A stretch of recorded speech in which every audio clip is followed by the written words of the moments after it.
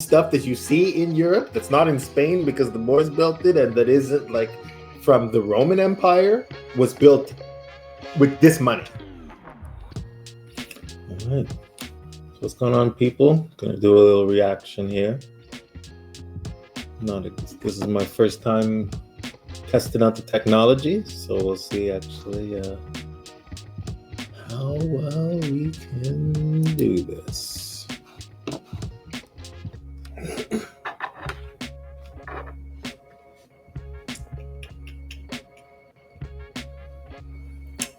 All right, welcome to anyone coming in. I know I've been gone for a while. I'm sorry. I apologize. I know a ton of stuff has happened, but you know what I'm saying? Better late than never. From Jamaica, so I have direct heritage here. The harm has never actually been addressed. The problem is there are no victims of British Empire slavery today. You can't have intergenerational trauma for 8. So it's a trigonometry video we're going to go through here. We got, I don't know either one of these guys. I'm assuming that they're both scholars. So we'll see. The debate's called Slavery, Reparations, and Colonialism. Okay, so let's see how that's going to work. The way I'd put it is I'd use my favorite, Malcolm X, who says, if you stick a knife in my back 9 inches and pull it out 6 inches, we haven't made any progress. Even if you pull it all the way out, we still haven't made any progress. You actually have to heal the wound. Now, what we think of as slavery as something that was long ago, a distant harm that happened and ended, that is clearly nonsensical. If slavery is the knife going into our backs, and then abolition is probably pulling it at 3 inches, but on abolition, and particularly look at Britain, on abolition, the enslaved who, Britain, my family from Jamaica, so I have direct heritage here, the enslaved who worked for 300 years on the island with no pay, in abject poverty, when slavery was abolished, got zero, nothing. The slave owners got the largest payout in the British government history. 100 billion is actually the number we should have equivalent. 40% of income, 5% of GDP at the time, was given to the slave owners. Okay, so these are the opening statements. It seemed like a reasonable argument, I guess. Let's hear what this guy's. You mentioned Malcolm X also and the wound. Well, it reminds me of Nietzsche's genealogy on morality, where he spoke about people who claw at a healed wound, and when it bleeds and is painful, then moan about the pain. Okay, so this guy is, you know what I mean? Not gonna say he's an asshole, but clearly he's a devil's advocate, we'll say, probably.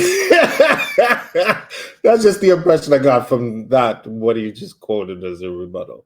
Caribbean countries could become successful middle-income countries far richer than their African comrades. Anyway, that's my opening piece. Well, I had a lot of... Wow, that was just his opening. Wow. Okay. So he's just like, no. There comes a point where you need to stop playing the victim, and unfortunately, that's why I talk about Nietzsche and clawing at a wound that's healed. The more you talk about the fact that we are in this position because of other people, we need to. I think that there's another phrase that should be coined. It's a predator, because maybe there are people that have a victim mentality. It seems like a construct, but there definitely are people with a predator mentality, an oligarch mentality, a friggin', you know, a baron idea, mentality, you know, super predatory, ends justifies the means kind of predators. And that's what I'm getting from him.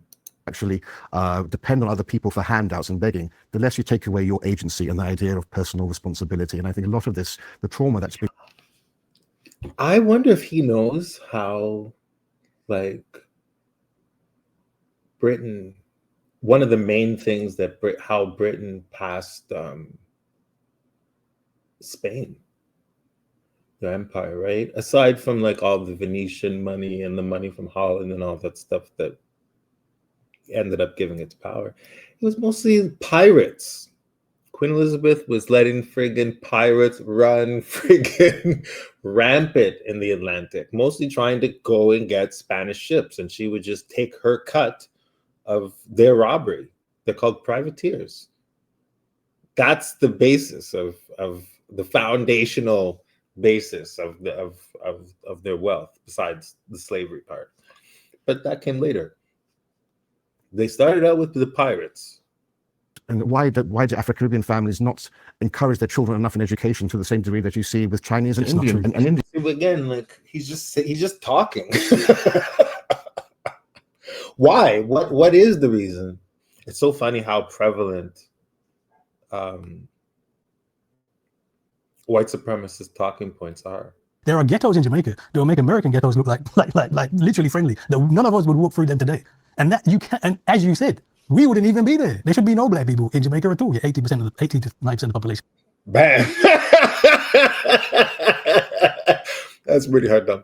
The audacity to suggest that because Jamaica is somewhat doing better than the African countries, therefore you are lucky to be in Jamaica. Well, that's nonsense. And again, as I said before, one of the biggest misconceptions. Because I don't understand. What Rafe is saying is these people are better off, and I'm not saying. I mean, he's like, wait a minute. Exposed. So this is that. So he thinks that it's actually. So a lot of what white supremacist talking points are so mainstream that like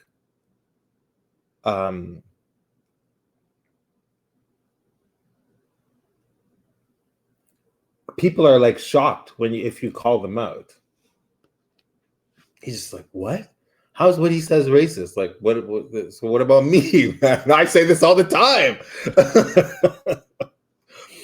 Oh boy.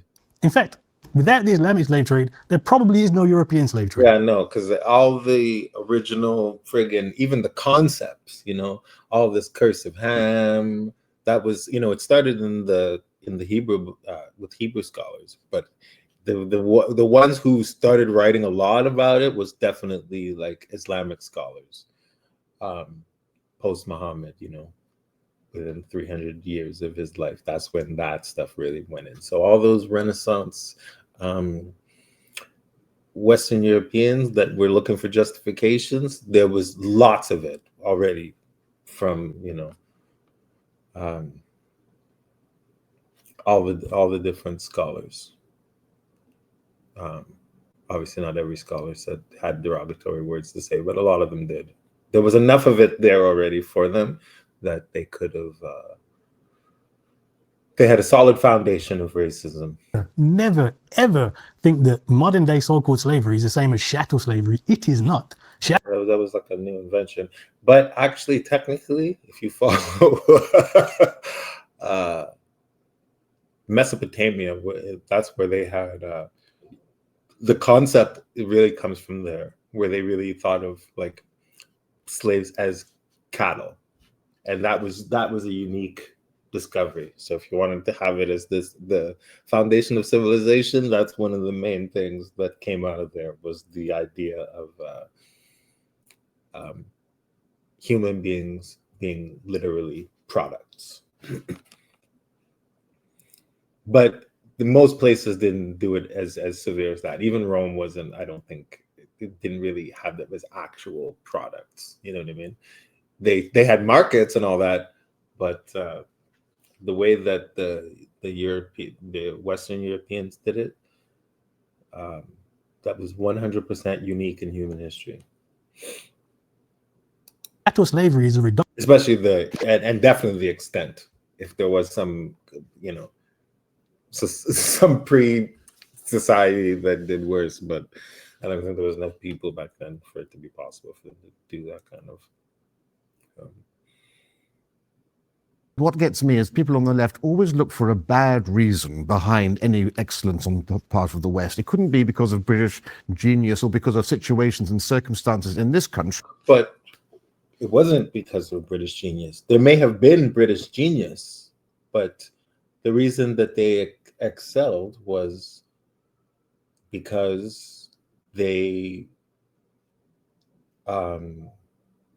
got into a brutal business right at the right time, right when Spain and Portugal were falling off, and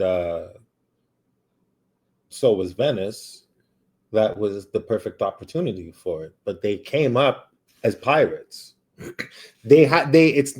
that's not to say that there wasn't any development, or there wasn't like a culture within that actually allowed them to capitalize on things, because following the 30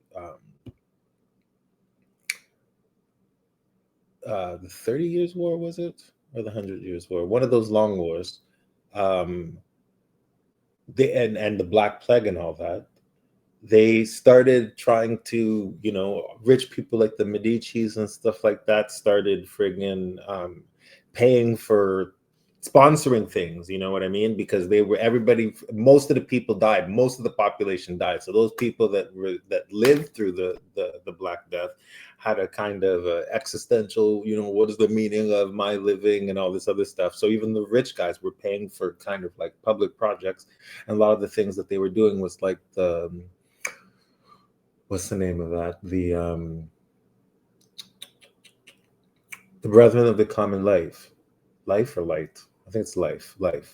So, and that was like educated orphans, right? So there was, and that spread all the way out through Europe, and that impetus of surviving the Black Plague probably never left, right?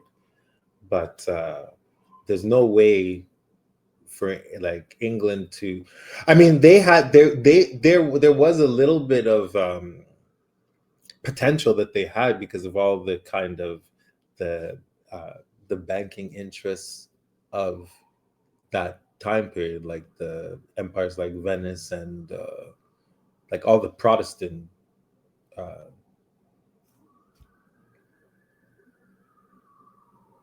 bankers, right?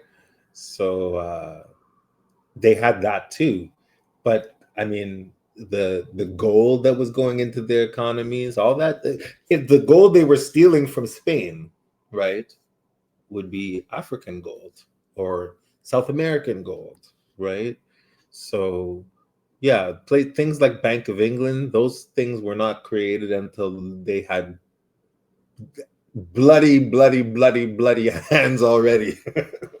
That we've got the Industrial Revolution. There has to be a nefarious cause of any great Western achievement. The Industrial Revolution happened because, firstly, you had the Agricultural Revolution in the 17th century, which led to a surplus of labor, which meant you had an excess labor force. Wait a minute now. The reason that you had an excess of labor is because you were finding people, whole sets of populations that don't appear on the books, and they can do all the stuff, and then the other people are freed up. So even if it's just the amount of time that the average British person was given, that's the reality. That was then available to go into industry. You had abundant natural resources where you could literally pick up coal off the ground, and you had iron. See, now he's talking about coal,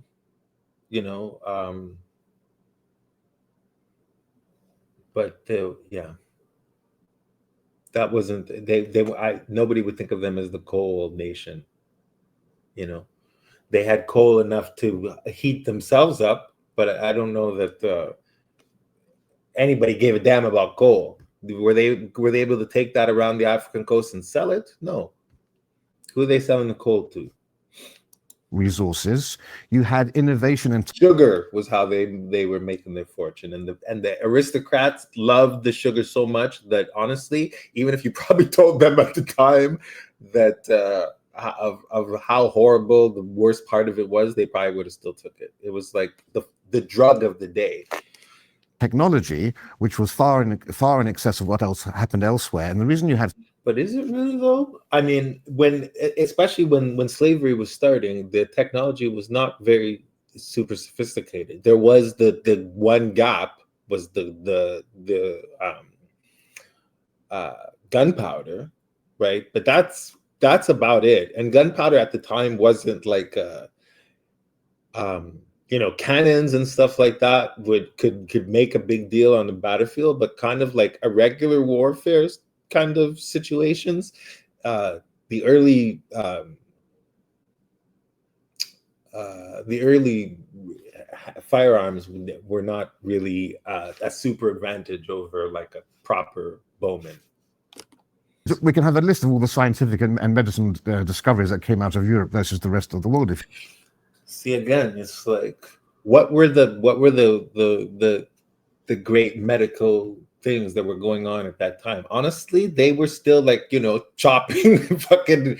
They would later on be fucking sawing people's legs off in wars. Like if somebody gets a musket shot in the leg, they didn't even have any way of painkillers, so they were literally doing it like this, and not even doing it like this. So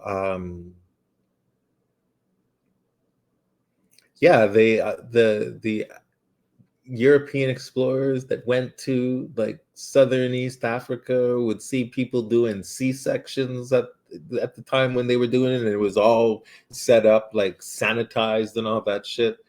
So I don't really know that they were super advanced like that. If you look at I don't know if it was well, I know the first vaccine or the first inoculation, it was like I think it was Gouverneur Morris, his slave, when they were all dying out from one of those plagues in the Americas, and he said, "This is what we do in West Africa." So no, this guy that should really tell you. You should ask yourself a question: how is it possible that, like, literally right when slavery ends, like all these fucking newly freed captives had or freemen have are killing the patents, and even ones they're not getting credit for? Why is that? So there had to be some sort of foundation of that. And we know that there are so many of the nations, and even ones that are not as popular. Like I know the Bagas were manufacturing their own guns. I know like it's a lot of, most of the people that found them reverse engineered them, but it's the industrial scale of the production which was the difference. Samori Toure had African-made rifles, and he gave the French fits. He was a pure geostrategic general. Anyways, Samori Toure. We also had in Britain, we had institutional stability, which you didn't have elsewhere, especially in Europe at this time. Okay, so institutional stability. You would have to just say, how long was England running continuously without an issue? Like when you go into Africa, you can find multiple kingdoms that lasted 1,000 years, more. It's almost standard to last like 600 years, and I'm being serious. Most of them last really long time. You know, so I just find it hilarious. That's just not knowing any history. But if you look at most of the kingdoms and you look at how long they were, whether it's Kush, Egypt, Mali, you know, Ghana especially, Kanem Bornu,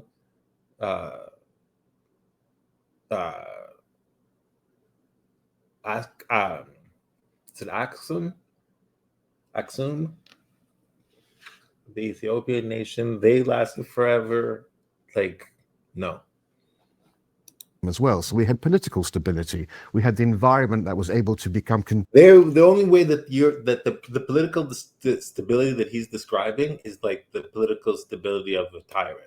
Because yeah, when you're kicking everybody else's ass all day long, then your house is peaceful. Like in Rome, it was peaceful in Rome. You know what I mean? Most of the time, but they were on the edges. They were fucking people up.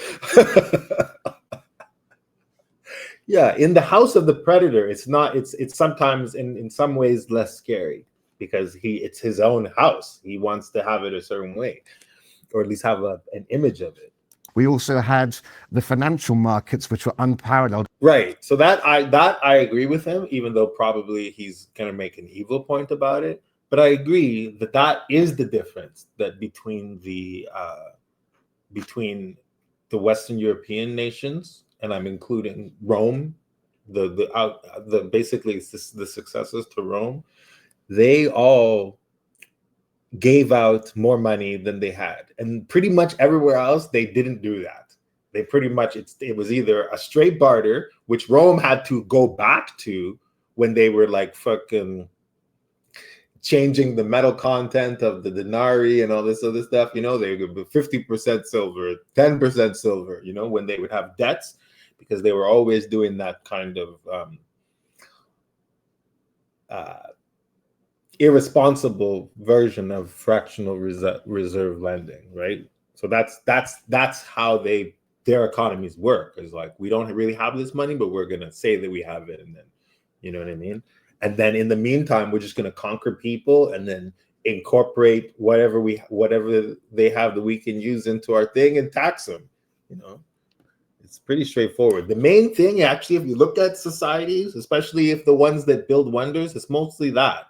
It's like conquer, get a monopoly, and then while you have a monopoly, you're going to be able to spend time on paying people to the artists to put their focus on whatever the thing is that you dream about, right? Whether it's a cathedral or a pyramid, that's how that comes. Look at Egypt was able to do that because they were completely dominant in the Old Kingdom times, right? There was nothing anywhere close to them.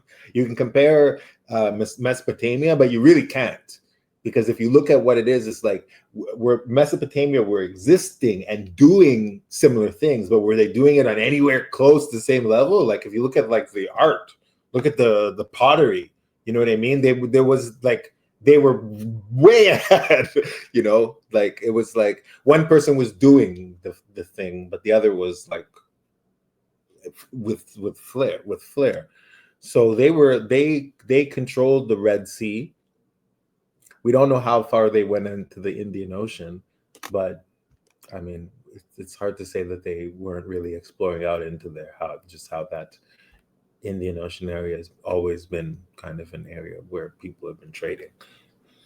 The main thing was the slaves, because that was a guaranteed bonanza. The value at especially in like the middle point of that era, the value of the slave was so much that in the end, what would happen would be that a ship captain or whatever would go, he would get a whole bunch of loans, right? And with those loans, and they would be very willing to give the loans out to almost any captain, and and to also insure them, right? So that he could go to that market that developed in there specifically for the slavery and voyages to Africa, and then they could fill up their boats completely on credit. They could fill it with alcohol, whatever. They can get all of that on credit.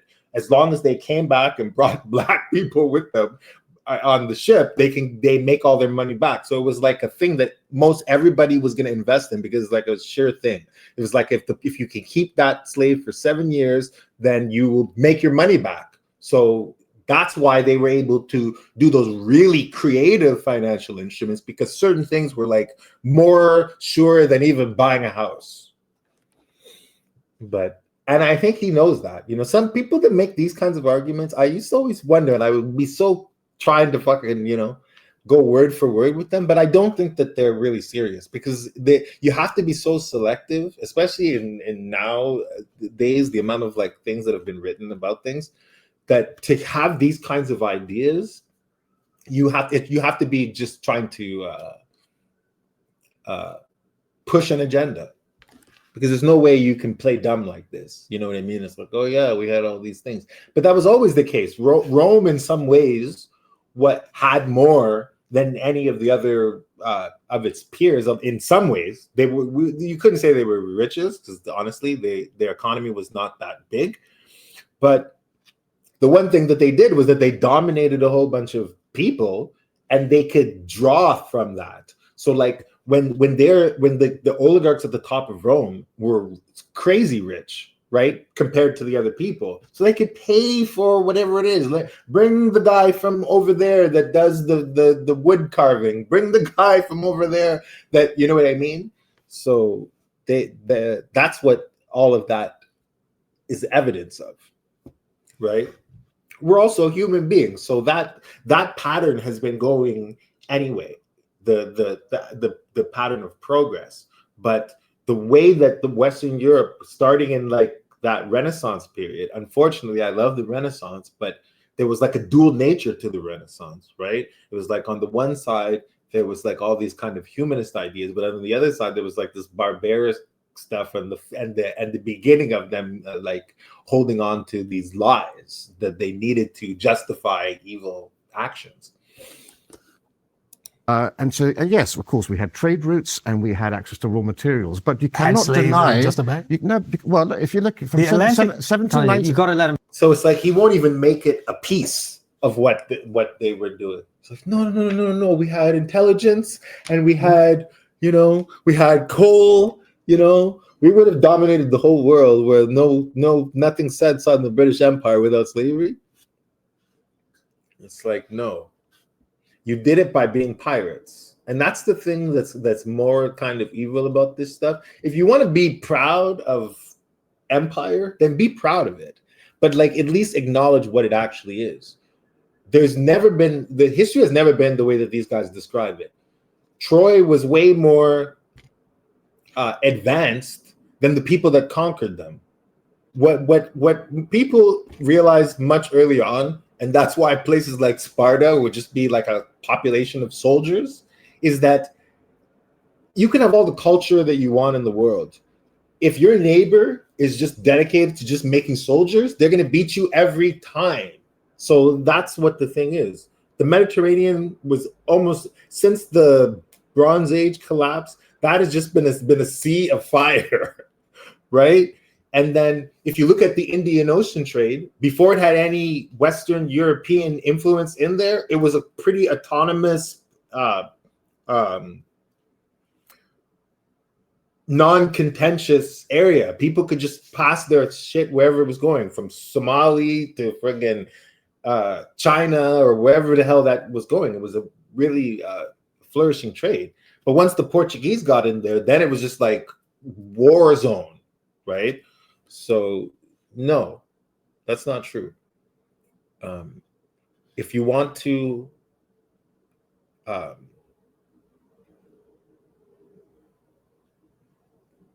build one of those super glorious empires as these guys envision it, usually you gotta friggin' dominate and find and have a way that you're making everybody else do the work so you can be spending your time bullshitting, and making fucking homages to yourself. If you look at 1792, for example, the peak year for slavery, there were 204 slave ships. British total vessels were 14,000. Okay, this is a dumb argument. So his argument is just that the slave ships were some small percentage of the total fleet. Now, this is why I mean these guys are they're playing a game. He's not being serious. He's just hoping you're not going to catch him. So think about this. I was just saying earlier that that the British fleet is like the outgrowth of pirates flying the fucking skull and bones, man. But it was those pirates that oh shit, I lost my train of thought there.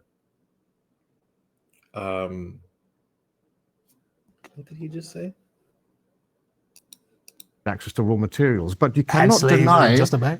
Well, if you look from 1790, you got to let him finish. 1798 to 1802 was the 5-year period which saw the most slave ships. All right. Oh, okay, yeah, I remember what he was going to say. So he said that during that period where most of the slavery was going on, like 400 ships were for slaves, and a whole bunch more were the fleet.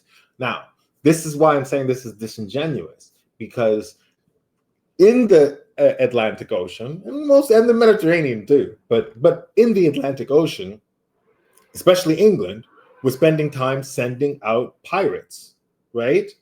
So the Spanish built their armada in response to the piracy, right?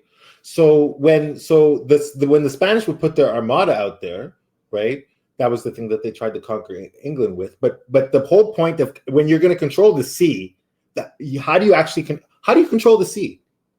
You got to have other ships out there, especially then. You would have to have. Now we have submarines everywhere with fucking weapons on them, right? But back then, if you wanted to have if you have a ship and it's full of gold from Africa or something, and you're trying to ship that home and you don't want a pirate to get it, the only way to do that is to put a bunch of ships out there to show force. And Britain was trying to really show their force. So yeah, the fleet was supposed to be scaring you. Don't come anywhere near us in these waters. This is our territory. So the idea that the merchandise, they would have as many merchandise ships as they would have army ships or galleys or whatever they were at the time he's talking about. He's 1800s, so by then it's going to almost towards steamships. But that's a ridiculous argument that you would have more merchandise ships than protectors, especially in those times when it was just pirates. There was no real laws. You know, you could say, well, these pirates are my pirates, so then they get a privateer's license, and every place had their own version of that. But that's all it is. They were basically, if they see a Spanish ship, they're going to try to climb onto the ship and take it, or shoot it into the water and swim for it. I don't know exactly how they did it, but they were definitely pillaging ships, and that it went from that to getting a private company to do it because the pirates were doing what the fuck they wanted, right? And then that company had all the rights, and then that company eventually became the government with Queen Victoria, or whoever she was. Slavery accounted for 1.5% of the total British. And the other thing is that it was a triangular trade, right? So you weren't just dealing with slaves, but the slaves were a main part of that, right? And it was a part that you in a way almost didn't have to pay for because the fucking the profits were so high. So it's like they still had to be going to India. They had to be going to China to force opium on them, right? They would have to be going to India and forcing the cotton products onto them, right? And banning all their local producers. So they were doing a lot of other mischievous stuff that was not slavery itself. But that was the backbone. That was the thing that they knew they could always collect on. That's why you get some great country houses. It made places like Bristol. Wow.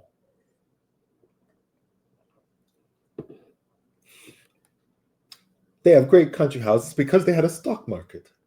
And Liverpool very rich. But the amount of money we're talking about. Literally almost all the European cities, the biggest ones,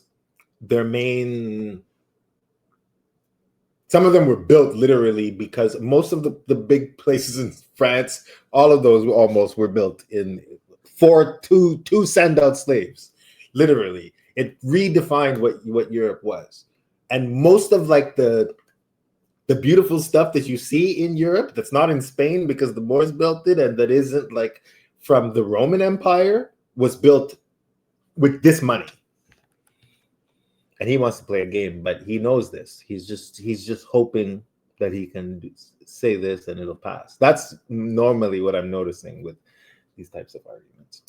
Is so small that it didn't have any consequential effect on the British nation as a whole. It had no consequential effects. I think one of the worst things that it did is it poisoned the minds for generations to believe in British superiority, because then that stopped you from even learning about history, because everything that you want to say is just based on your own version of everything leading to you as the apex, So you'll say that, the Copper Age comes before the Iron Age, even though there was friggin' Iron Age during the friggin' Bronze Age, right? But would you move it back? Do you care? No. So it's like when you tell history, it's a story you're telling. You're not really concerned about the truth. That amounted to 2.5% of net British national income. So now that he has to think about. So sugar imports. But then what about sugar went into almost everything. There were whole new industries that came out after that. Desserts and cakes, whole new kinds of businesses selling these kinds of sweets. There's no way that he can say that the tonnage of sugar coming in, sugar was super expensive. Coal, sheep farming, woolen industry, iron. Sheep farming. This is what he wants you to believe. England was made great off of sheep farming. If sugar was such a hot commodity, such a great investment, because also these people are usurers, right? So yeah, the proportions of friggin' fluff is always gonna be way fucking massive. That's what they're doing. They're loan sharks mostly. They just because they run into this new hustle of slavery, or a certain kind of slavery where they could be super vicious, doesn't mean that they weren't doing all their old tricks in terms of banking. I mean, that stuff is like a Roman idea that we should, we're gonna take the coins, and it's supposed to be like a silver coin, and then we're gonna change like the content of it. So people will be literally dropping their coin, and they'd be like, this thing sounds different, that they take an old coin, they drop it makes one noise, they drop this one, it makes another noise. So the people would literally hoarding to the point that one of the emperors, I don't know if it was Tiberius, one of them had to give a fucking big loan. I don't know if it was Augustus. It was in that same time period between Augustus and, those guys that came after Caesar. But they had to do a big friggin' bailout where he was giving friggin' gold to the fucking bank so that they would lend it back out because they were holding it because of the fucking cheating that the Roman fucking Empire was doing. So no, this is the thing, is that they always want to spend more than they have. So obviously if they have even something that, however small the actual guaranteed profits of the slave trade was, to their creditors and debtors and whoever else that they're dealing with financially, they would be doing an exponential version. They're gonna have 10% on in the house ever since the run on the banks happened in Rome. They're gonna have 10% in the fucking thing, and then the rest of it is gonna be imagination and future loans and all that. So he's smart though. I have to give him, because he'll just be like, he can make it sound, it's just 4%. You've had money pouring into it from all other industries. You didn't get that. Where do you get those industries, right? Like I'm saying, if your population needs for everybody to be farmers, so if you get a whole bunch of people to come in and do the farming, and they're doing it in some other country, then it could everything in your place can take on a different idea.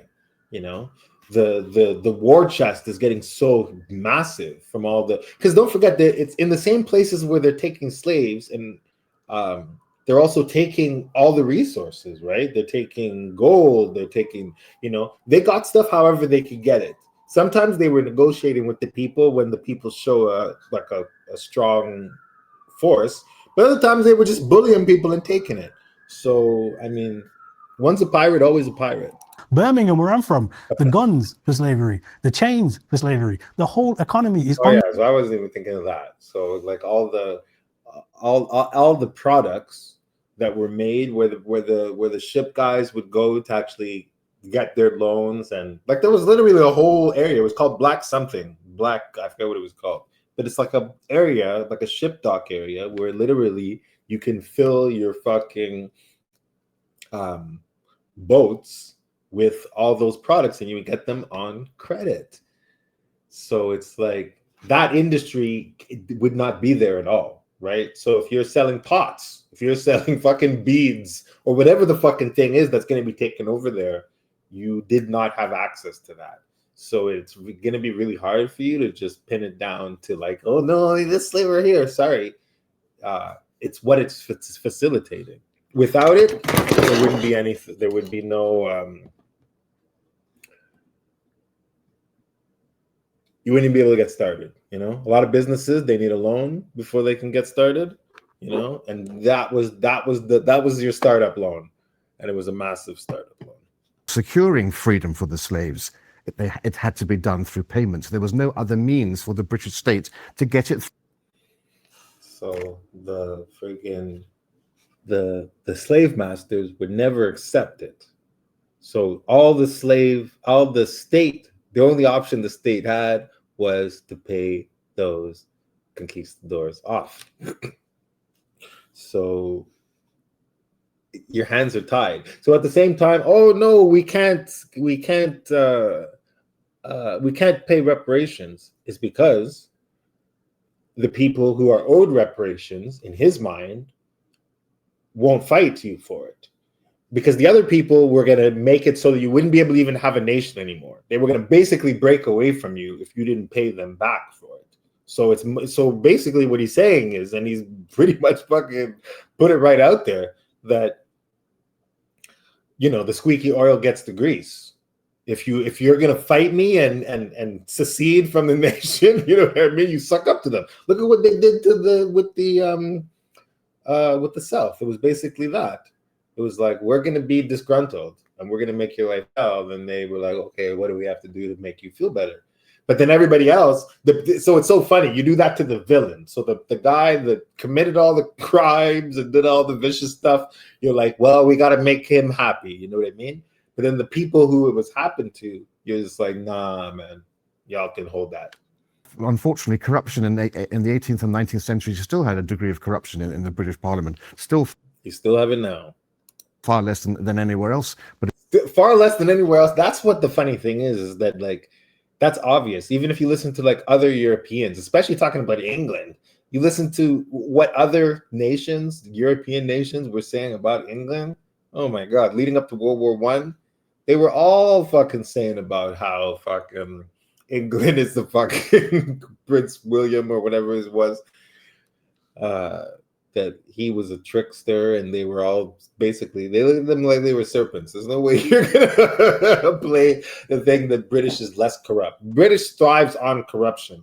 Most Mediterranean descended empires it was all coercion and all that. And basically, if you look at the Venetian model, where it's basically all the shipmen, all the friggin', everybody's a spy. The whole thing is just trying to fill that little black book, you know what I mean? So that you can get your name in the gold book. And that's all legit. So the idea of them being some sort of, I don't know, proper gentleman or something. The only way. So what would you rather done? No money would have been paid and the slaves would have remained in bond. So that's to him, that's the only option. So like the demons that were trying to keep this thing going, if you didn't give them the money, they would have just kept doing it. So the options are, let them have what they want or let them have what they want. It's funny, they're the only people that they negotiate that way with, you know? For the foreseeable That's future. why I say predator mindset. This guy has a predator's mindset, you know? And how you know that somebody has a predator mindset is that they always saying that everybody's a victim, right? And I'm not saying that they said it once in their life, because I mean, it's a phrase that can be said. But if that's their go-to thing every time they arguing with someone, you're a victim, you know what I mean? Then they're a predator for sure. Look at Crowder. You know what I'm saying?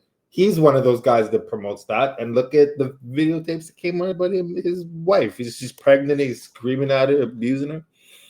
By your argument, Portugal and Spain should have been the first countries to industrialize. Spain was getting. No, they wouldn't necessarily be the first to, because first of all, they were spread super thin. They were the first ones to get this whole thing fucking jumping off. Portugal was the one that really had the dominant fucking position, but then actually Spain conquered Portugal. And Venice was very much involved in trying to separate play the Habsburg factions against each other, You know what I mean? They basically wanted to kind of split all those people. The revolution, counter-revolution, the Reformation and all that. They were sending out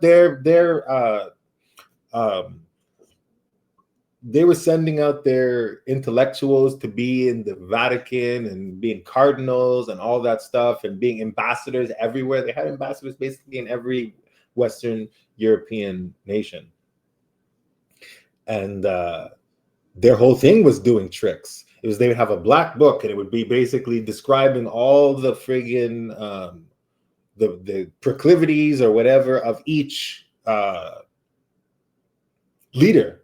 So they would have a dossier on the guy that they would, before they would meet him. Oh, he likes to drink too much. He's addicted to women, or he's this or that, addicted to men. So whatever they have on him, he gambles too much. They would know that already before they go. So they're meeting the guy. He knows nothing about them, but they know everything about him. So that was how they were able to dominate. They had the super spy network, right? So they knew what was going to happen because they're everybody's friend, right? They're the ones giving loans to everybody. So that was how to dominate the Mediterranean and that culture. So when Netherlands and England took over, it was just because the other guys didn't really think of that. When the Spanish and the Portuguese first started, their whole thing was they could just sail across. There was no competition. They didn't even run into each other. But then when the Danish came in and the Venetians came in and the English and the Dutch came in, then all of a sudden they had to adjust to that.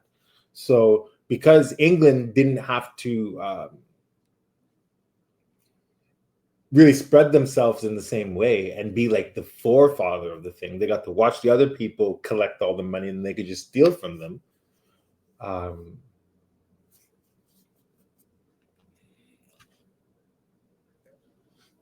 Yeah, and then the friggin' the Spanish start a friggin' religious war. They start the fucking insurrection. They start kicking out everybody that was Jewish or Muslim or whatever. They start doing all these purity tests. So they weren't able to do it because they were proper psychopaths. They turned into that, or at least their oligarchy did. England was bankrolled by a bunch of other friggin' nations predecessors to it. So they had the Venetian sponsorship. They had the sponsorship from Holland that was now split from Spain, right? So it was, a lot of it was grabbing. You know, the Dutch are more likely to fight with the English than they are, because they wanted their own fucking independence from the Habsburgs and the Spaniards. So if you can cause the trouble everywhere else and have no trouble where you are, then you're going to be better off. One of the things England had was they were on an island, so they didn't really have to deal directly always with mainland Europe problems. When the League of Cambrai was formed, England was neutral. They didn't fight in that war. When everybody was just like, this Venetian Empire is fucking assholes. Even the Pope was like, yo, let's go. All the Italian city-states, everybody joined together with France and the Holy Roman Empire, which was Germany, against Venice. England didn't play a part. So they're isolated, which helps them. Portugal had double the number of slaves of Great Britain, yet they became economic backwaters. Why was that? One is they didn't have that banking, right? They didn't have that powerful, all those Protestants that were in the merchant class that was in Northern Europe, that wasn't necessarily available for them, because the Venetians were the more powerful of them, was leaning towards joining with England and Holland and all that, as opposed to staying with the church and the Habsburgs. And of indigo exporters. So indigo, cotton, sugar, far more than Britain got from the Caribbean slaves. They weren't the first to industrialize. No, it was Britain that was the first to industrialize. Was the difference. They were using the Venetian banking system. They were the successor to the Venetians. The Spaniards and the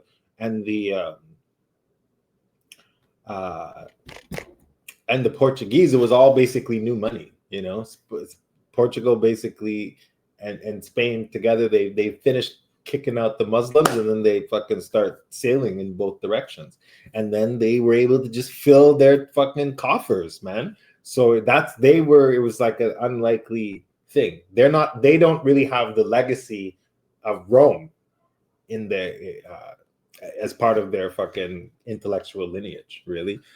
Like, they were conquered by Rome, but then they spent a lot of time being under the different Islamic empires, right?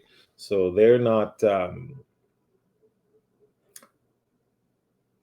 It's probably been centuries since they've even been dealing in usury at all. That I have to check, but I mean, that's a difference. But yeah, no, the creative banking, that's a Venetian lineage, and it leads through Holland and England. And this is a genuine question, right? So if I'm totally wrong, please correct me. But as far as I understand, it was so dangerous for European purchasers of slaves in Africa to go ashore that almost the entirety of the slaves who were bought in Africa were sold by Africans. No. There was all kinds of different periods, but they were taking slaves however they could possibly take them. When Portugal first came to West Africa, they just were going along the coast, and they weren't really dealing with any of the empires or any of the kingdoms at all. They were just finding civilians. And that's the first like 30 years, that's all they did. They were just going along the coast from Morocco to like Senegal, and they would just, if they would see people fishing, they would just catch them and take them back. It wasn't until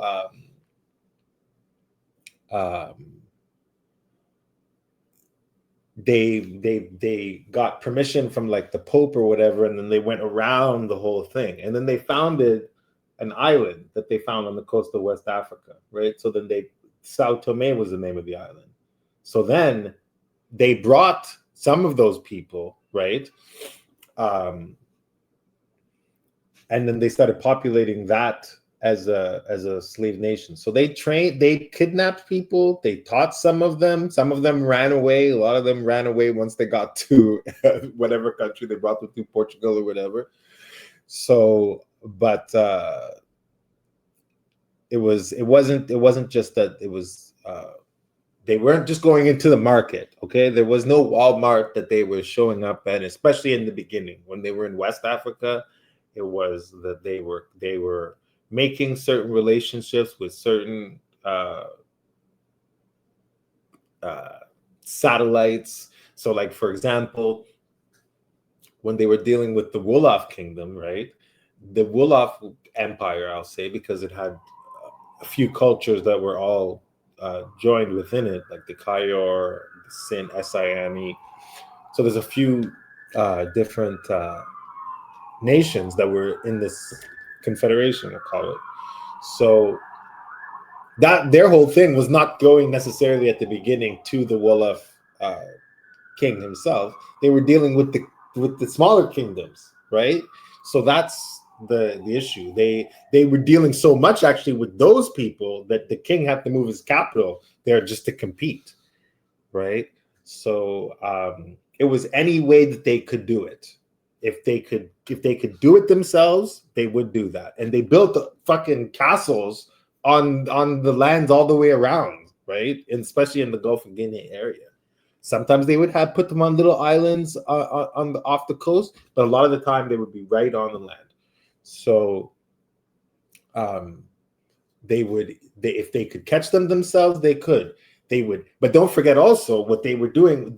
When they were coming there, they had all those friggin' products, so they could really just approach anyone. A lot of times they were just leaving the stuff out there. They leave the fucking products out on the beach, and they're just waiting for somebody to fucking come and grab it. And then once that person grabs it, all of a sudden they can be a somebody, right? Because there was a gap with the gunpowder, right? So especially when that started getting incorporated into some of those nations, and they had a big boost from that. Because they were Jewish collaborators in the Holocaust, does that mean that we should blame Jewish people? Like, that is also the definite interesting thing, is that the idea of collaboration with the friggin' with the conqueror is like always the case. And this geopolitical playing one against the other, that is something that was ingrained during the freaking Roman period, is that you're finding out about the different groups, and then you're using their prejudices or whatever it is that they have against each other or to your advantage. You can ask for a deal with this person. He doesn't give you the deal, then you give a better deal to this person, and because people are scared that you're going to give the weapons to the other person, and this is before they could really produce enough for themselves, and the gap was just getting wider. So by the time they could even produce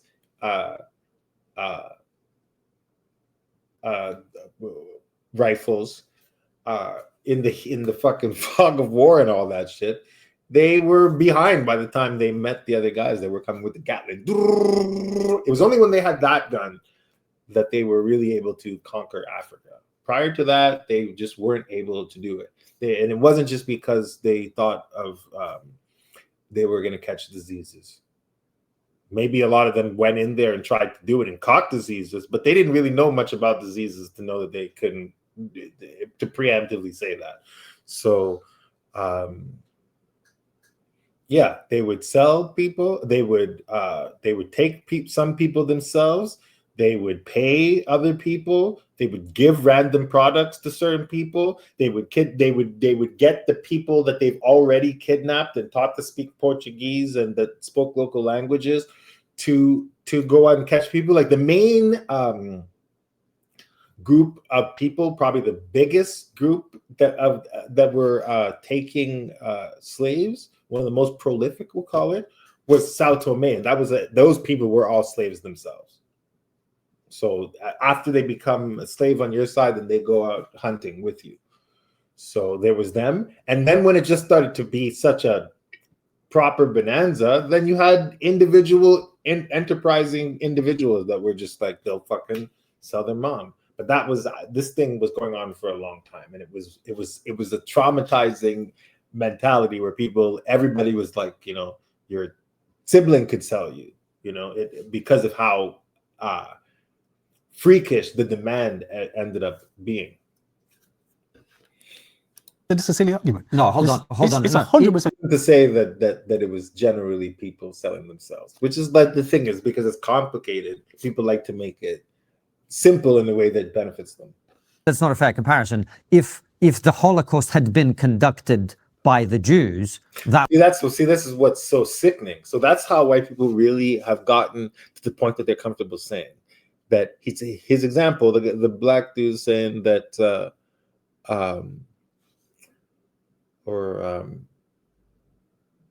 Kahindi Andrews says that nobody would dare say that they were Jewish collaborators in the Holocaust, but you have no problem making that. It's actually saying that the whole slave trade itself was actually an African thing, which is kind of disgusting. Of course, they were collaborators, but they were collaborators in almost every evil thing you could imagine. When the Native Indians or the First Nations people were conquered by the English, some of them were working with them. When the French, they were working with them some of the time. That's like every part of history. When Macedonia conquered Greece, they were still or Athens. Some of them collaborated when Persia was trying to conquer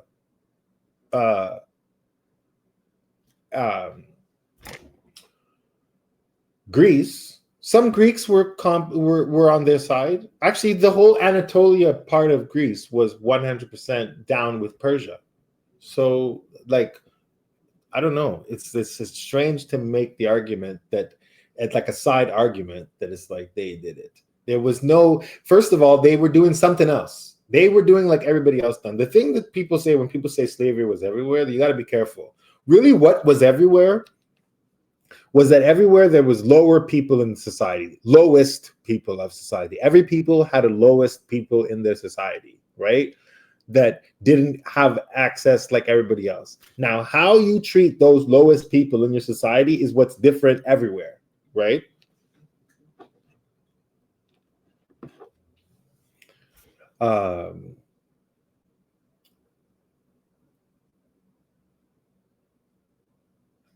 Yeah, so the idea that it was like that it was going on everywhere. Yeah, everywhere there were people at the bottom.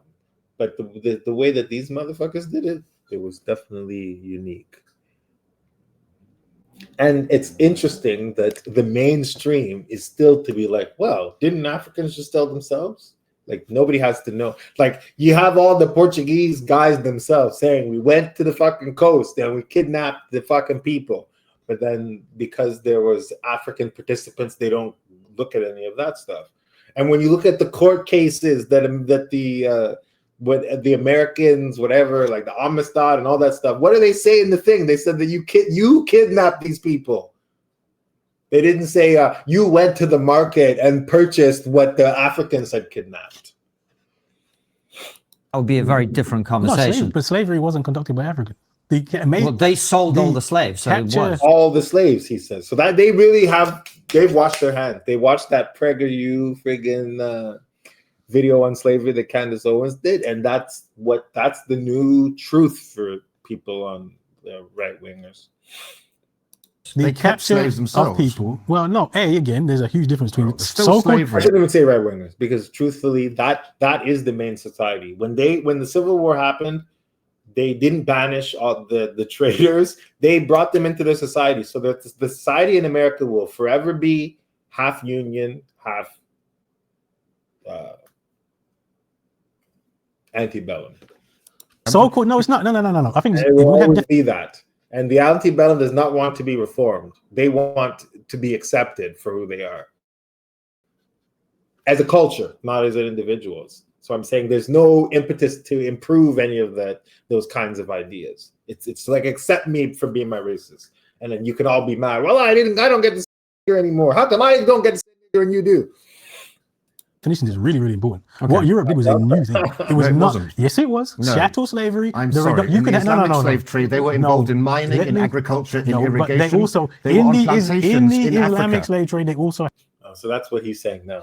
He was like, basically, they were already on plantations in Africa. So I guess the white people just came and just came to the farms to purchase. They came with guns. They came with fucking what they did in the 1800s is what they were always trying to do. They just never thought, wait a minute, we could just get this or that, and in America we'll keep the slavery. We won't have to worry about it so much. Or we can traffic. These guys are traffickers, and that's what actually is sad about like Western European advocates. There were some Africans, 100%. Yeah, there was actually a lot of times when certain Africans would start figuring out and be like, we don't want any more products. Like I know in like the Senegambia region, I believe they had like a whole like jihad against like European products in the like late 1700s, around the same time that they started to have a lot of rebellions in the Caribbean. So it's somehow across the water, both sets of people were like, no more of these people's bullshit and products, I guess. So there's nobody in Africa who benefited from today. Just so I understand, so your argument is actually the reparations are owed because the slaves that were taken from Africa by European nations, they were used to produce things, and therefore their descendants are owed effectively a chunk of that wealth that was produced using their labor. That's your argument. And plus, again, and I want to stress here, Africa overall, yes, you can find the minimum. I mean, there were very, like, in terms of the population of Africa, how many were involved in trading people? That is a minuscule number. That is not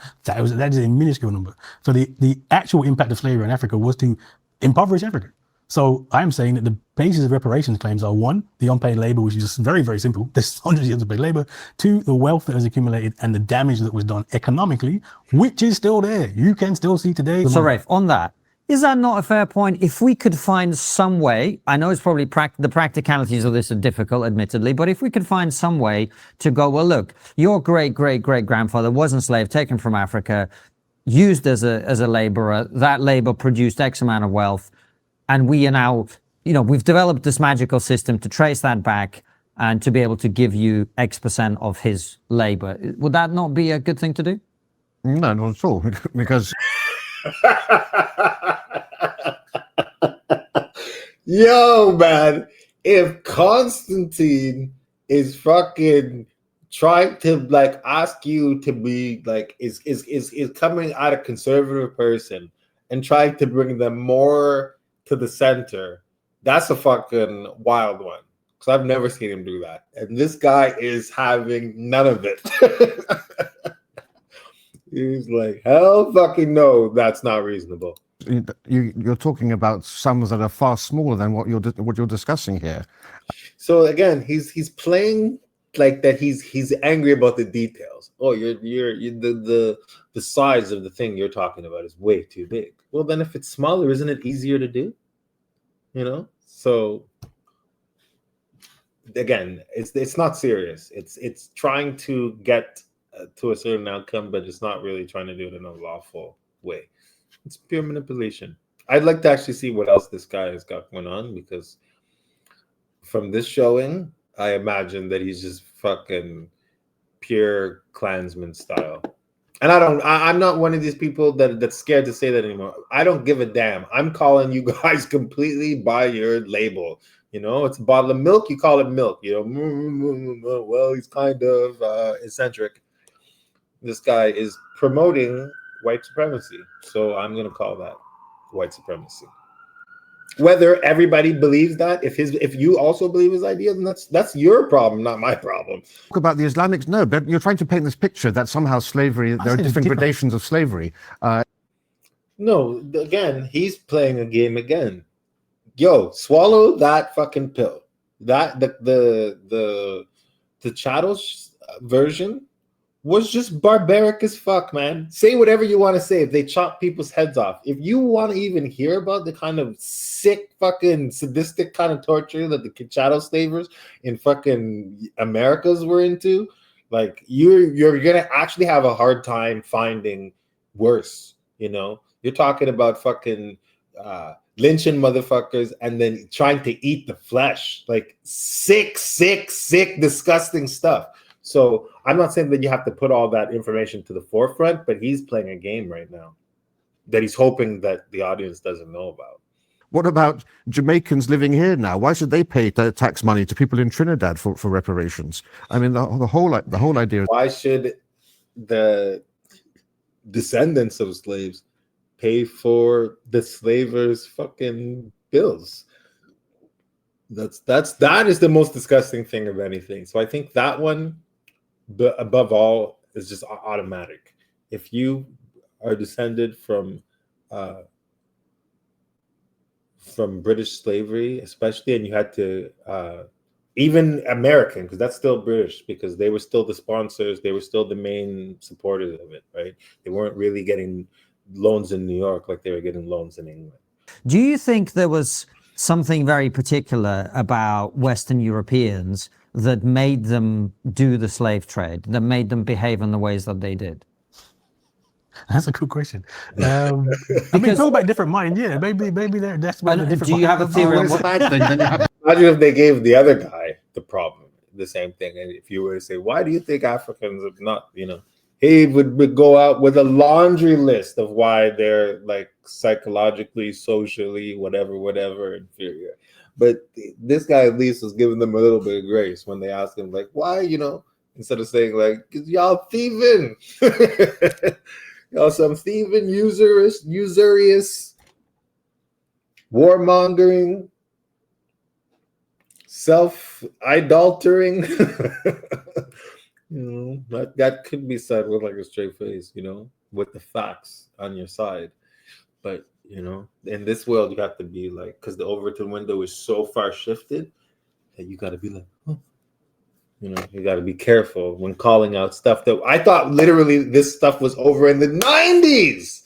Like the same kind of stuff that Charles Murray said in the 90s, that shit was rejected back then. But now it's like, it's got a new fucking reemergence. And this guy, I mean, I'm assuming that the Kahindi Andrews is like a proper intellectual. I mean, I can't imagine, you know, who else he would even get to kind of argue the other side, but I bet you the other guy isn't on his level at all. That would be my bet. If I had to compare these two guys, one of them is properly educated and the other is just, also rent. But actually, it was because they just had the technology. They were It more. was just banking. That was really the main difference. The best of the Europeans were not able to conquer the Ottomans at that time period, right? The Ottomans they were even using guns before the Europeans were using it properly, like in their armies as a normal thing. So they were able to defeat Venice. They were able to, beat out the best.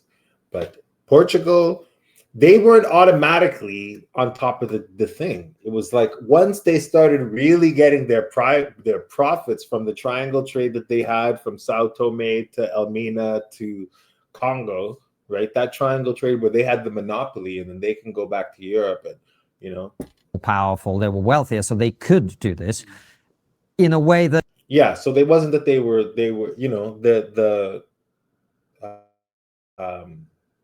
they had domination of the seas. That's what they had. And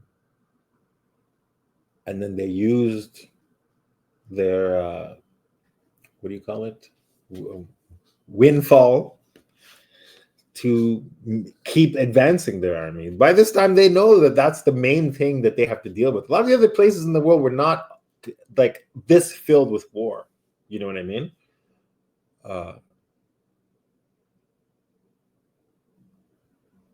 Yeah, I actually would say I'd be willing to argue that actually Western Europe was the place that had more continuous wars than anywhere else. Because there's only really small breaks where there wasn't wars.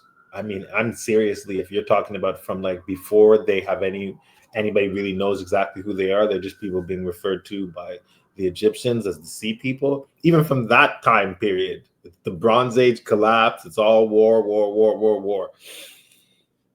But actually, everyone would have done if they were in a position to.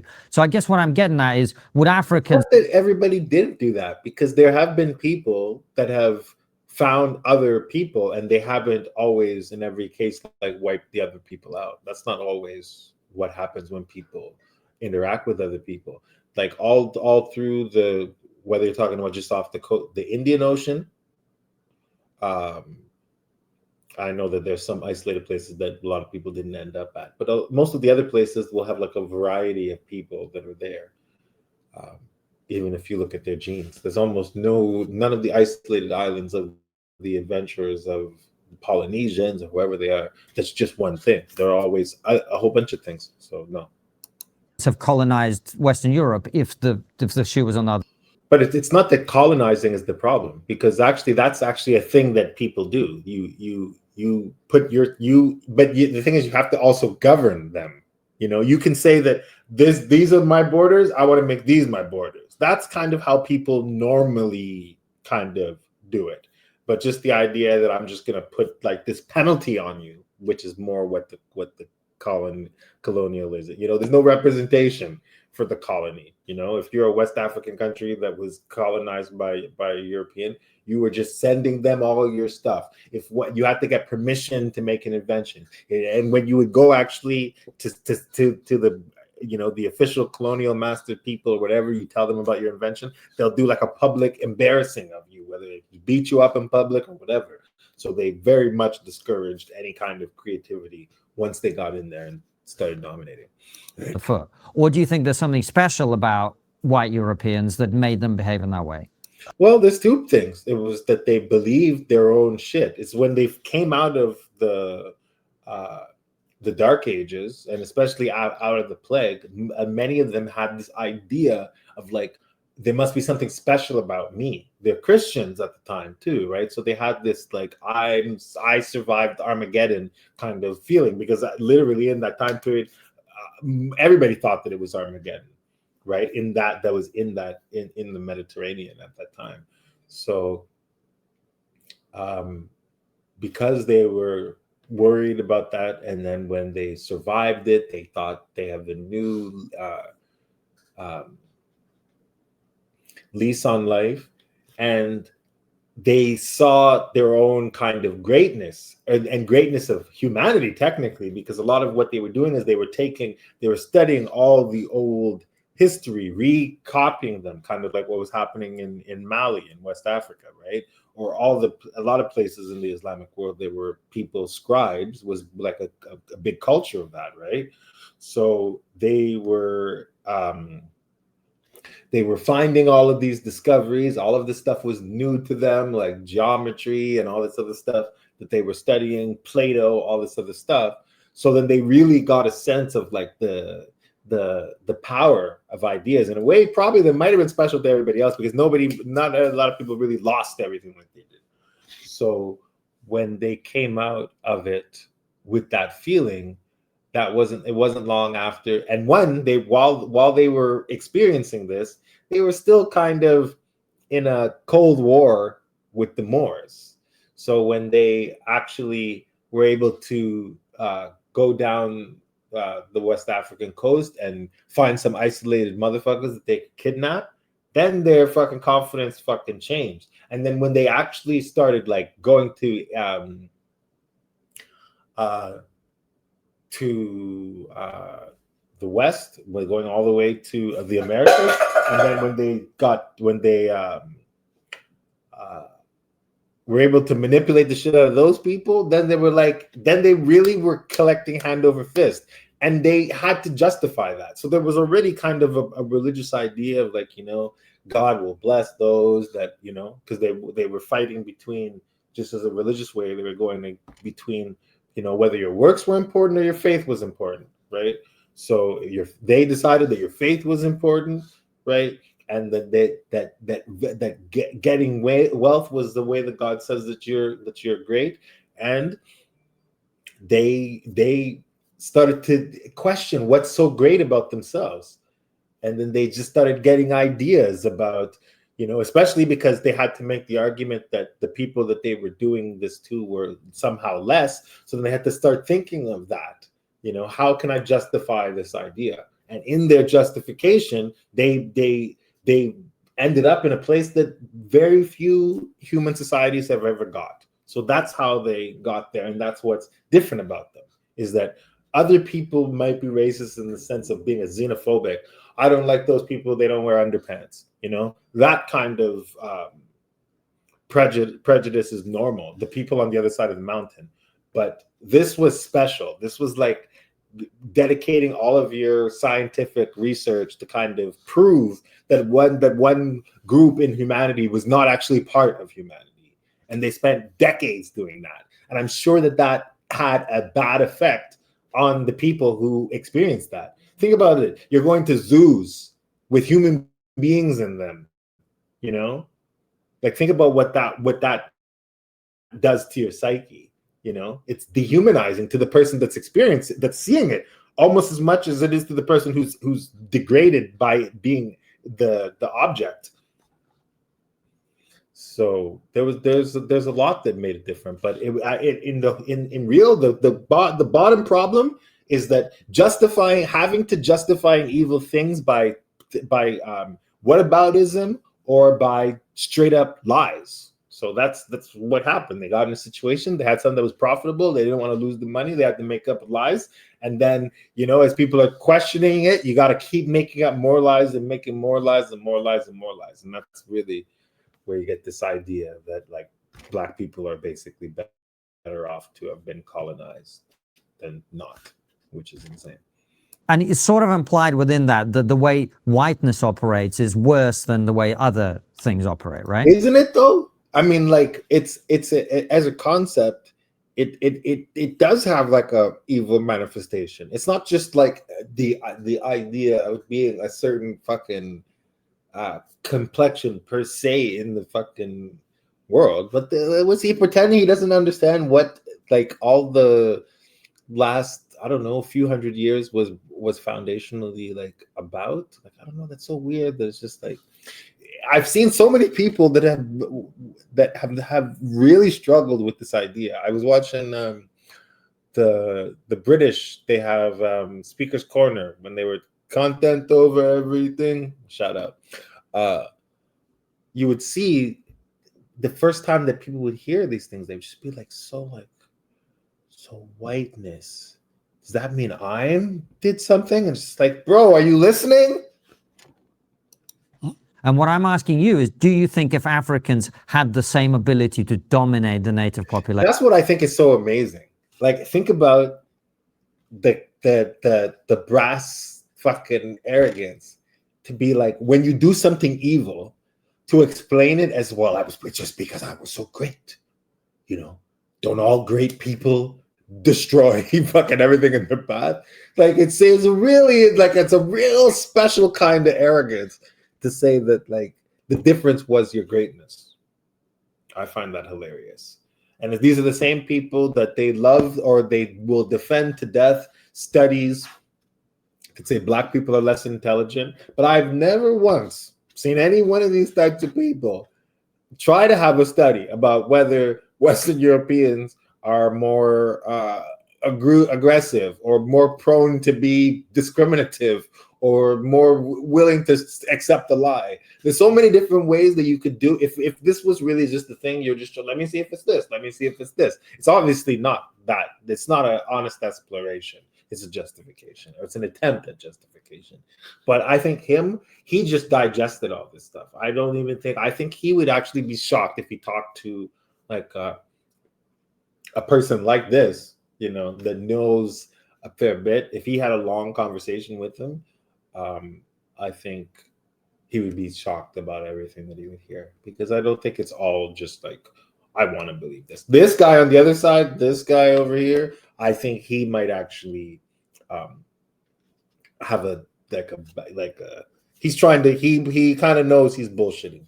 Where this guy listens to guys like this, you know, the guy in the middle listens to Constantine, listens to guys like this, and that's why he believes this. But this guy believes this, as far as I can tell. But I'll wait and see. I'll go and see what his other stuff is, if he has any. But he doesn't I really hope that he's not like an intellectual, like in a school somewhere, because he just say whatever the hell he wants to say. You know what I mean? He sounds like he should be just like a right-wing libertarian type politician or something. When I say whiteness is an idea, and that is an idea that has come from Western Europe. Yeah. That is an idea that has been used to dominate the world.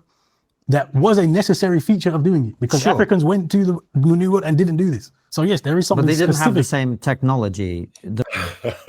See, this is with the technology thing again. First of all, there was a report of the king that the predecessor to Mansa Musa was taking like a whole fleet of ships. I said, like, I don't know how many ships they said, 200 or something like that. And one of the guys that came back described some of the details of like how the Atlantic Ocean was, like that there was a river in the middle of the sea and all this other stuff, a strong river. So those are the currents that we know now. So the guys in Portugal, they found that out when they were in the Gulf of Guinea. That's how the inspiration for him to go east is because there was whisperings about it. It wasn't just that they was like, oh, I wonder. No.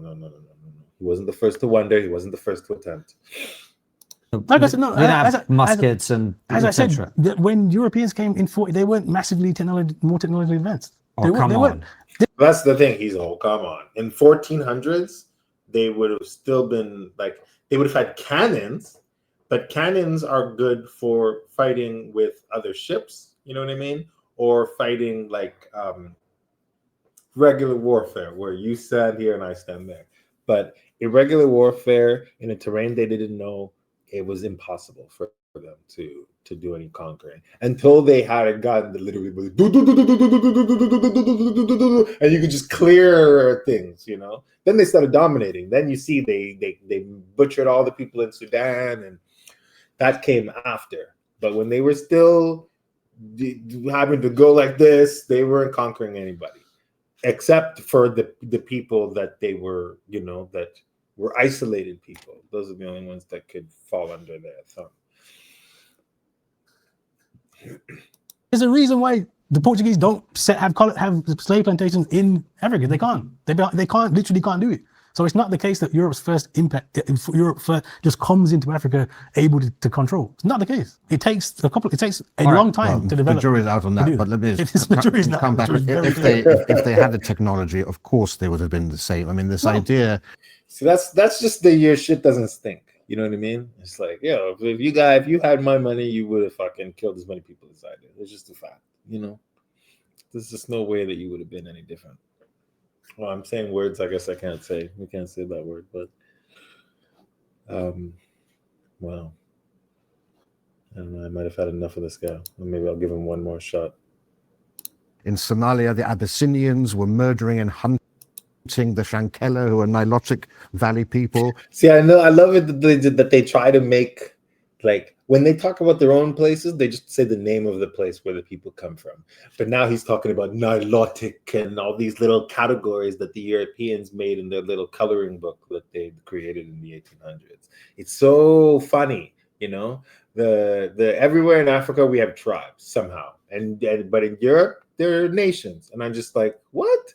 Like, how can we be tribal when, like, our old empires were amalgamations of people that spoke different languages? Like, I don't know any empire that had less than 3 languages in it. But these guys are acting like they're the amalgamated ones. I mean, they are. Rome did conquer all of those guys. And the funny thing that I really should stress is that any European that ever was able to do damage in Africa was damaging all the Europeans.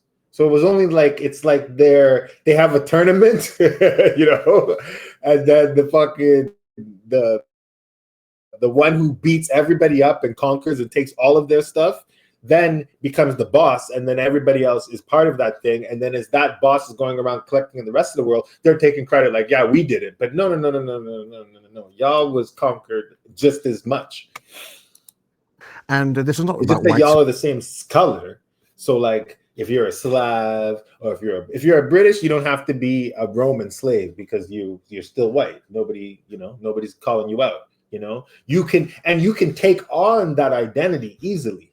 If you're a black person, you cannot take on the identity of any of your former overlords. You know, if a black person speaking Arab, what is it? What is he?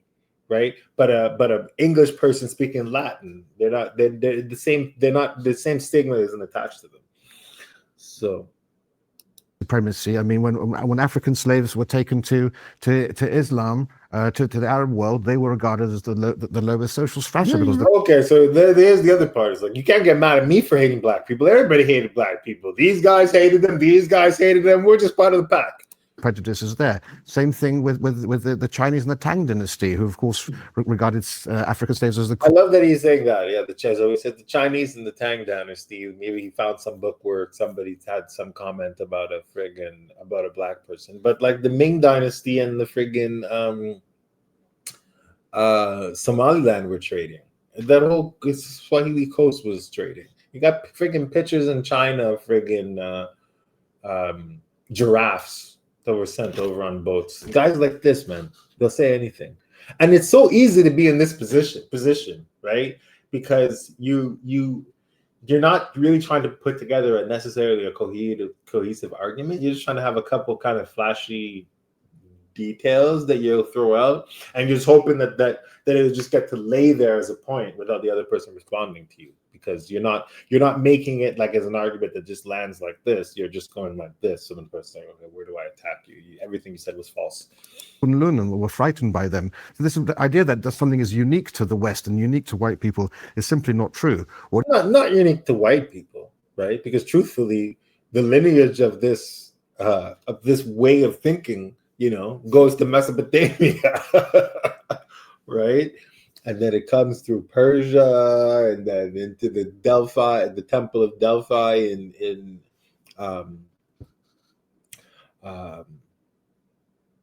Greece, and then also in Rome, and then they joined the priesthood of Mithra together with the Delphi people, and then they have their empire. But it's all these little friggin' temples, man, that were the original central banks. Whether it was a place like Delphi, where it was a treasury, it was a union, it was all this other stuff, but like that's where people were keeping their bread, and they would give out loans and sharking. You know what I mean?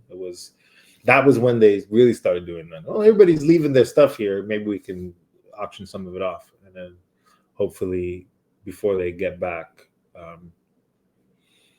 we'll have it back with interest. What is interesting, of course, is the exploration ethic of Europeans, which you don't find. Again, China had a massive fleet. Its ships were. So this is another thing. So what makes the European explorers so special? Like, they were not, for most of European history, they were only dealing in the Mediterranean, and the Mediterranean is, there are parts of the Mediterranean that you can see the other side. Like if you stand in Morocco, you can literally see Spain. I mean, you can literally see Spain. If you're standing in Normandy, you could literally see, or in France, I don't know if Normandy is the closest part, but the closest part of France, you can see England. So it's like, it wasn't like that they had this abnormal, creative exploration kind of desire in that time period. I agree now, you see like a Western European, he's more likely to want to do bungee jumping or shark diving or anything. But at that time period, most of the islands in the Pacific were already settled. All of them were already settled before Portugal decided, let's fucking explore the water. So what makes them so special? All kinds of people have been going out into open water and just sailing until they find something, right? So all of those places, Hawaii, Polynesian, all that area, all the way until you make it actually to the coast of the western coast of America, all that stuff was settled basically before the Portuguese started trying to explore Africa. So this idea that they're so special, that the only fucking people, they're the ones who, wow, what's out there? They're the only ones.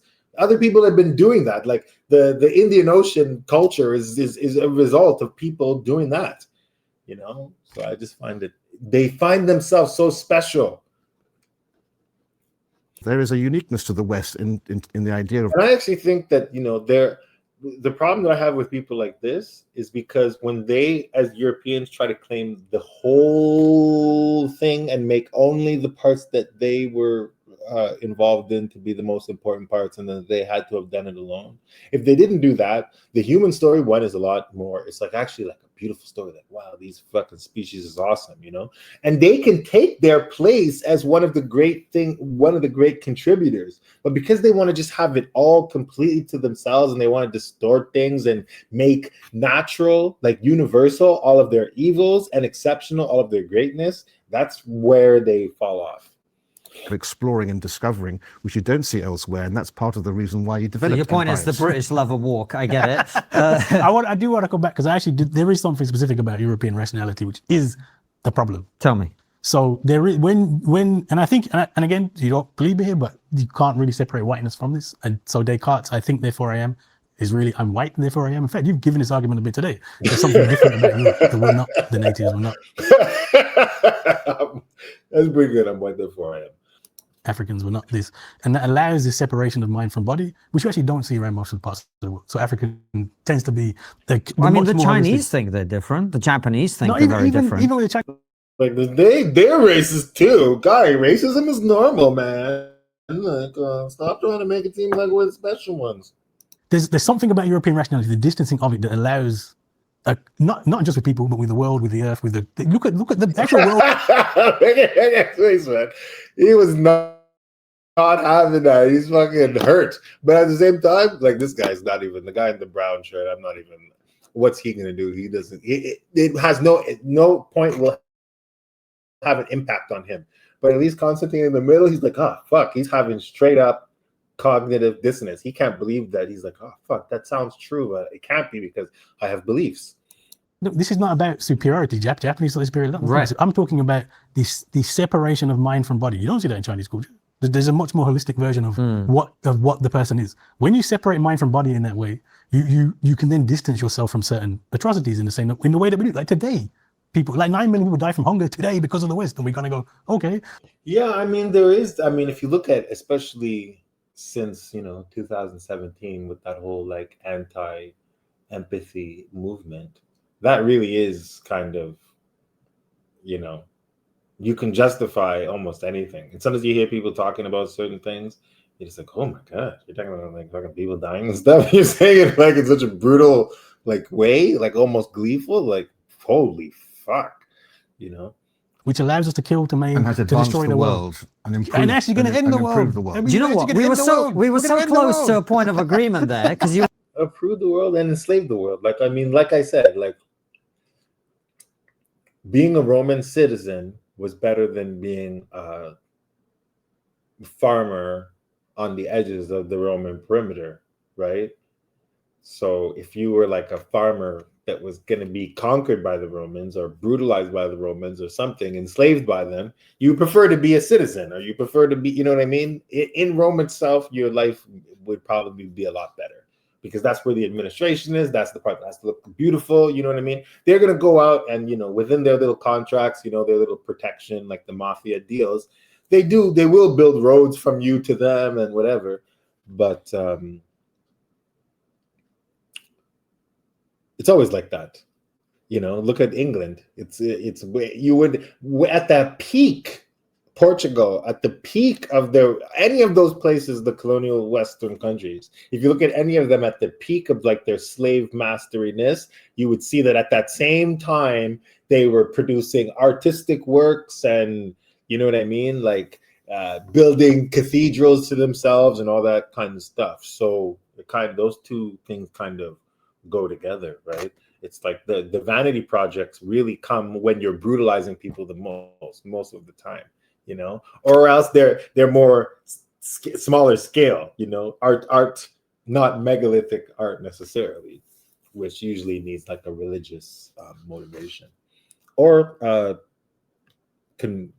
coercive motivation.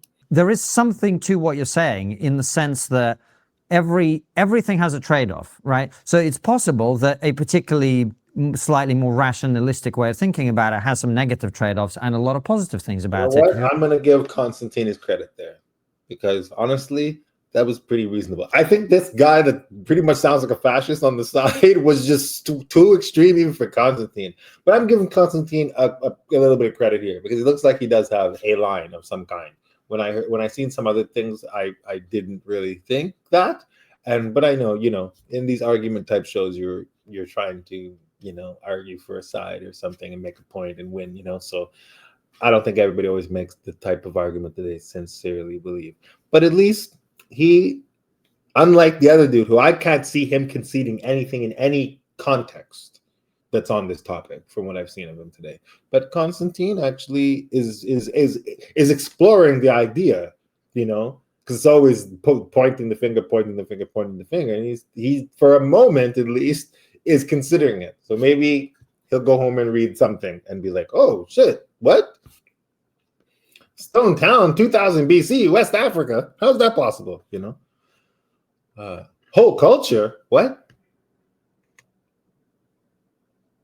Whole sections of town that are dedicated to metalworking. I thought they only had wooden weapons, So he'll be in for a shock of his life.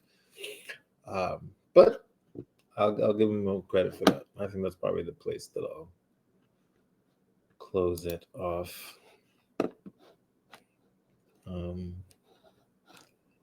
I can't see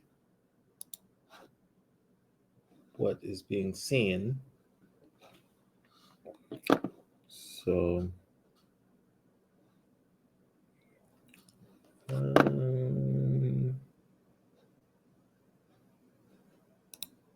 right, guys. So I don't know. That was my first try at it. Technically, I'm not really sure how that went. I actually don't even know if you guys were able to see that while I was doing it, because I can't see the chat.